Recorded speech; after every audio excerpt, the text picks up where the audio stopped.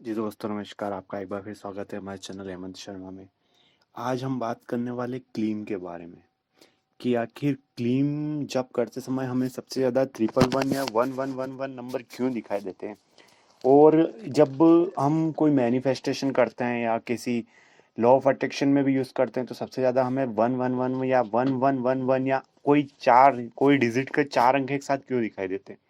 देखो, कोई अंक के 3 डिजिट या 4 डिजिट जब साथ में दिखाई देते हैं तो कहा जाता है कि एक एंजल नंबर होता है। एंजल नंबर बोले तो एंजल किसे कहते हैं? एंजल वो सोल, वो प्योर आत्मा, वो एक इतनी पॉजिटिव एनर्जी जो सब कुछ कर सकती है। दुनिया की वो सबसे बड़ी पॉजिटिव एनर्जी जो हमारे आसपास होती है ना, उसे एंजल कहा जाता है। एंजल हर हर नंबर का एक एंजल नंबर होता है, यानी कि हर आत्मा, हर प्योरिटी, हर शुद्ध आत्मा, हर एक वो मतलब प्योर सोल का एक एंजल नंबर होता है, जो कि अलग-अलग एंजल नंबर सब में बताया गया है कि ये दिखता है 1111 दिखता है तो ये होता है, 2222 दिखता है तो ये होता है, या फिर 222 दिखता है तो ये होता है, 3333 दिखता है तो ये होता है और 333 दिखता है तो ये होता है।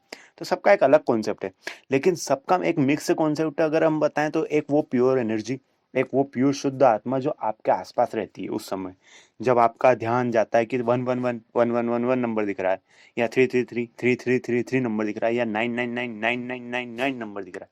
तो ये उस प्योर एनर्जी का एक सिंबल होता है। जब हमें कहा जाता है ना हमें कि जब भी इस तरीके के कोई अंक आपको दिखे तो आप अपनी विश मांगिए, आपकी विश जल्दी पूरी होती है।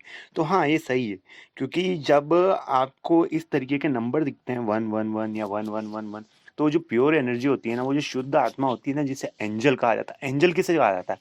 परियों को कहा जाता है। और परी किसे कहा जाता है? आपने कभी बच्चों के वो कार्टून देखे होंगे जिसके अंदर परी होती है। एक परी ऊपर से उतर के आती है और वो बच्चे उनसे कुछ पूछते हैं तो वो उनका जवाब देती है। अच्छा, उसके पीछे भी बहुत बड़ा कॉन्सेप्ट है कि वो जो बच्चों को ही वो परी क्यों दिखाई देती है, क्योंकि बच्चे एक प्योर आत्मा होते हैं। वो छोटी-छोटी बातें पूछते हैं और वो एंजल्स को अच्छा लगता है, क्योंकि एंजल को भेदभाव, लालच ये सब बर्दाश्त नहीं है। उस प्योर आत्मा ये सब नेगेटिव एनर्जी होती है। और बच्चे को क्या है, बच्चे किसी भी चीज़ को जैसे आइसक्रीम माँगते हैं, तो ना वो लालच में माँगते हैं, ना वो भेदभाव जानते हैं, ना वो अगर कोई पास वाला है तो वो उसको भी बोलते हैं, "खाओगे?"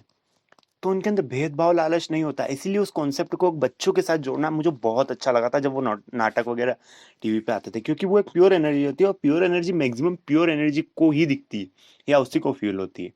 जैसे कि तो इस तरीके से समझ सकते हैं कि जब आप क्लीम मंत्र या कोई सा दूसरे मंत्रास का जप करते हैं, तो हमें 111 या 1111 दिखाई देता है, तो आप समझो कि वो जो मंत्रास आप जाप कर रहे हो ना, या आप जो मैनिफेस्टेशन कर रहे हो, या आप लॉ ऑफ अट्रैक्शन की कोई सी टेक्निक यूज़ कर रहे हो, तो वो प्योर एनर्जी आपके आसपास है।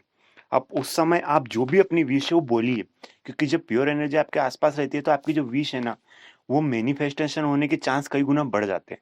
क्योंकि प्योर एनर्जी है ना, आपकी विश को जल्दी कैच करेगी।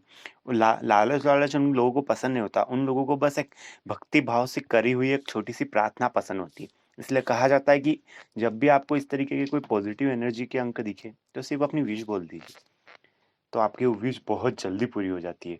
या कहा जाता है कि जब जैसे कि कोई तितली दिख जाए, तितली क्या है? तितली भी एक मैनिफेस्टेशन पूरा होने का एक तरीका है कि जिससे कि आपको पता चले, क्योंकि वो भी एक प्योर सोल कितनी अच्छी दिखती है ना जब उड़ती है, तो उसको भी एक प्योर सोल का सिंबल माना गया है। तो जब भी कोई तितली दिखे, तो आप इस तरीके की विश माँग सकते हैं। जब कोई तारा, अब तारा क्या होता है ना, तारा एक मतलब यूनिवर्स है ना पूरा एनर्जी से भरा पड़ा है। जब कोई तारा टूटता है ना, तो वो एक प्योर एनर्जी का सिंबल भी होता है। तो जब कोई तारा टूटता है तो वो एक हमें, और देखो मैक्सिमम टाइम ऐसा होता है कि वो तारा टूटता है ना, वहाँ पे 10 जने रहते हैं। यानी कि आप जिस ग्रुप में हो, मान लो वहाँ पे 10 जने, लेकिन वो 10 जने को तारा टूटता हुआ नहीं दिखेगा। वो सिर्फ़ अगर आपको दिखता है ना कि अरे यार तारा टूट गया, जब आप बोलते हो देखो तारा टूट रहा है, तो चारों तरफ के जो पर्सन होते हैं ना 7-8 लोग, वो देखने लग जाते हैं, हाँ, तारा टूट रहा है। तो इसका मतलब क्या हुआ पता है? वो जो तारा टूट रहा था ना, वो जो दिख रहा था वो आपको दिख रहा था ना, मतलब आपकी जो एनर्जी है उस टाइम बहुत प्योर है, तभी आपको वो तारा दिखा है। समझ रहे हो मेरे कहने का मतलब? आपने उनको बताया, वो एक कॉन्सेप्ट अलग है। उनकी एनर्जी प्योर इतनी नहीं थी। अगर उनकी एनर्जी प्योर होती तो उनको भी तारा टूटता हुआ दिखता और वो आपको बताते देखो तारा टूट रहा है। या कभी-कभी ऐसा भी होता है कि 2 पर्सन एक साथ बोलते हैं, देखो तारा टूट रहा है। तो उसका मतलब होता है कि दोनों पर्सन की एनर्जी प्योर है। तो आपको कॉन्सेप्ट को क्लियर करना पड़ेगा। जब आपकी एनर्जी प्योर होती है ना, तो इस तरीके के सिम्पटम्स आपको ऑटोमेटिक दिखने लग जाते हैं। जैसे कोई नंबर सिंबल हुआ, कोई तितली हुई, बटरफ्लाई हुआ, या कोई स्टार हुआ, टूटता हुआ स्टार, टूटता हुआ तारा, जो भी आप अपनी लैंग्वेज में बोलो। तो जब इस तरीके के सिंबल हमारे सामने होते हैं, समझ लीजिए कि हमारे आसपास कोई प्योर एनर्जी है। उस टाइम जो हम विश मांगेंगे वो बहुत जल्दी होती है, और ये तभी होता है जब हम कोई मैनिफेस्टेशन करते हैं, कोई मंत्रास का जाप कर रहे होते हैं। क्योंकि मैनिफेस्टेशन और मंत्रास एक ही सिक्के के दो पहलू है। आप किसी तरीके से करें, आपका काम पूरा होगा, बस आप पूरे दिल से करें। जी, अभी के लिए इस वीडियो में इतना ही। थैंक यू, धन्यवाद। वंदे मातरम, भारत माता की जय।